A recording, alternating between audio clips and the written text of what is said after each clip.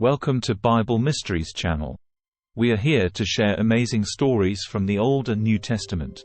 Here, we embark on an enlightening journey through the sacred scriptures, delving into the timeless narratives, lessons, and profound wisdom encapsulated within these revered texts.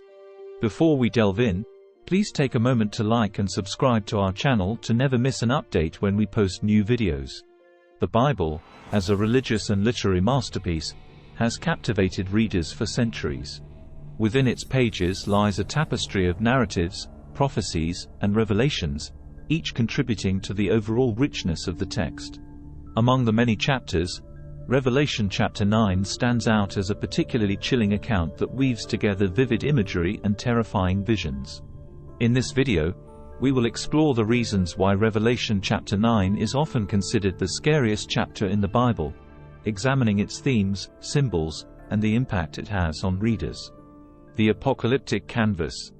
The opening verses of Revelation chapter 9 transport the reader into a cosmic theater of apocalyptic proportions.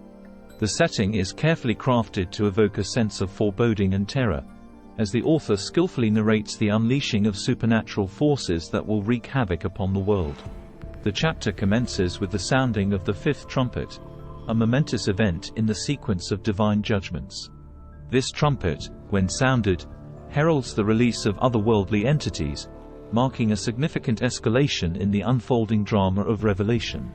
It is a pivotal point where the cosmic order is disrupted, and the veil between the earthly realm and the supernatural is torn asunder.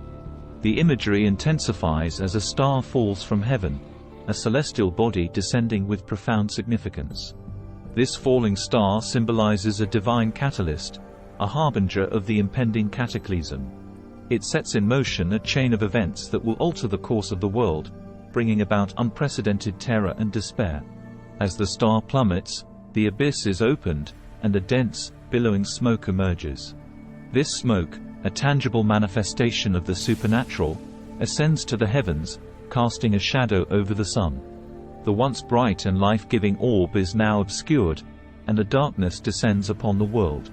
This visual metaphor carries weighty symbolism, representing the shroud of malevolence that envelops creation, heralding an era of spiritual obscurity and moral decay. The sun, a universal symbol of warmth and illumination, becomes a victim of this cosmic disturbance. Its obscured radiance intensifies the feeling of dread, as if the very source of light and life is being extinguished. The world, now plunged into darkness, becomes a canvas upon which the forthcoming horrors will unfold. This atmospheric setting is crucial in establishing the mood and tone of Revelation chapter 9.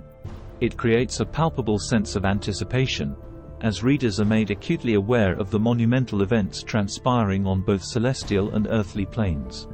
The interplay of cosmic elements and supernatural forces amplifies the sense of an impending apocalypse, building suspense and inviting the reader to brace themselves for the unimaginable horrors that will be unleashed in the verses that follow. In this way, the opening sequence of Revelation chapter 9 masterfully utilizes cosmic events and supernatural entities to construct a nightmarish stage, where the drama of divine judgment and cosmic upheaval unfolds. The reader is transported into a world where the boundaries between the earthly and the divine blur, and the consequences of this cosmic disruption promise to be both terrifying and awe-inspiring. The locust-like creatures. As Revelation 9 unfolds, the narrative takes a nightmarish turn as the abyss, opened by the falling star, releases a legion of grotesque and demonic entities, locust-like creatures that become the harbingers of unprecedented terror. These creatures, described in meticulous detail, send shivers down the spine of the reader, as their appearance defies the boundaries of the familiar and plunges into the realm of the grotesque. The heart of this horror lies in the eerie hybridity of these demonic beings. Their faces, twisted and contorted, bear a grotesque resemblance to men, creating an unsettling juxtaposition of the human and the monstrous. It is as if the very essence of humanity has been distorted and perverted, a distortion that strikes at the core of primal fears rooted in the uncanny. Adding to the disquieting imagery, the locust-like creatures are adorned with hair like that of women. This peculiar detail introduces a gendered element that amplifies the discomfort, as it distorts the traditional and expected attributes associated with femininity. The convergence of human faces and womanly hair blurs the lines between gender norms, creating an unsettling and surreal amalgamation that challenges the very foundations of perceived reality. The horror intensifies further as the teeth of these creatures are likened to those of lions. The juxtaposition of human and animal features becomes more pronounced, and the imagery draws upon the ferocity and predatory nature of lions to instill a deep-seated fear. The gnashing of lion-like teeth serves as a visceral reminder of the predatory instincts inherent in the animal kingdom, now grotesquely fused with human-like forms. The demonic locusts are not merely terrestrial beings. They possess wings that enable them to take to the skies. However, these wings are not a symbol of grace or freedom but rather instruments of terror. As they fly, the wings produce a deafening sound, a cacophony that echoes through the air with an otherworldly resonance. This auditory assault adds a sensory layer to the horror, as the creatures not only assault the visual senses but also inflict a disconcerting symphony of terror upon those who bear witness. The meticulous detailing of these nightmarish creatures serves to create a vivid tableau that strikes at the very core of human fears. The deliberate fusion of human, animal, and insect features blurs the line between the known and the unknowable, the familiar and the grotesque. It forces the reader to confront a perversion of nature, a grotesque distortion that taps into primal fears deeply embedded in the human psyche. In this masterfully crafted description, Revelation chapter 9 challenges the boundaries of imagination, conjuring images that elicit a visceral response from the reader. The grotesque amalgamation of features within the locust-like creatures serves as a stark reminder of the capacity of the biblical narrative to evoke fear and awe, pushing the boundaries of human understanding into the realm of the supernatural and the macabre. Torment and Suffering. As Revelation 9 continues its descent into apocalyptic terror, the dread deepens with the revelation that the locust-like creatures are not mere phantoms but formidable instruments of torment. The unfolding narrative paints a stark picture of a world thrown into disarray, where these demonic entities are granted the terrifying power to afflict humanity with unrestrained cruelty. The horror intensifies as the text describes the duration of this torment, a period of 5 months. This temporal framework adds a chilling sense of prolonged suffering, as if the very fabric of time is warped to extend the anguish of those unfortunate enough to fall under the influence of these malevolent beings. The brevity of human life becomes an agonizing stretch, a relentless period of torment that stretches the limits of endurance. The victims of this demonic onslaught are identified as those who do not bear the seal of God. This distinguishing mark becomes a crucial element in the narrative, signifying a divine protection that serves as a barrier against the unleashed forces of destruction. The absence of this seal leaves individuals vulnerable to the unspeakable torments inflicted by the locust-like creatures, amplifying the stakes and highlighting the divine order at play in the cosmic drama. The vivid descriptions of suffering are a tour de force of horror, evoking a visceral response from readers. The text paints a grotesque tableau of pain and anguish, leaving little to the imagination as it delves into the harrowing experiences of those subjected to the malevolent forces. It's a canvas of despair where the very essence of human existence is laid bare, torn apart by the relentless onslaught of demonic tormentors. The chaos described in Revelation chapter 9 goes beyond the physical realm, penetrating the psychological and spiritual dimensions of human experience. The malevolent forces challenge the very foundations of human comprehension, pushing the boundaries of fear to a crescendo. The readers, confronted with the stark reality of a world in chaos, find themselves on the precipice of an abyss where the line between reality and nightmare blurs. The narrative choice to bring suffering to the forefront serves a dual purpose. It intensifies the horror of the apocalyptic scenario and underscores the consequences of cosmic disobedience. In this vivid portrayal of torment, Revelation chapter 9 demands reflection on the fragility of human existence in the face of supernatural forces, inviting readers to grapple with the unsettling notion that the order of the world can be disrupted by malevolent entities beyond their understanding. In this way, Revelation chapter 9 becomes a powerful exploration of the human capacity to endure suffering, both physical and spiritual, in the face of a cosmic upheaval orchestrated by forces beyond mortal comprehension. The detailed accounts of torment create an indelible impression, leaving readers haunted by the profound implications of a world overrun by malevolence. The enigmatic King Abidan. As Revelation 9 unfurls its apocalyptic tapestry, the narrative takes a chilling turn with the introduction of King Abidan, a malevolent ruler whose very name means destroyer. This pivotal character becomes the ominous figurehead at the helm of the infernal army, adding a profound layer of terror to the unfolding narrative.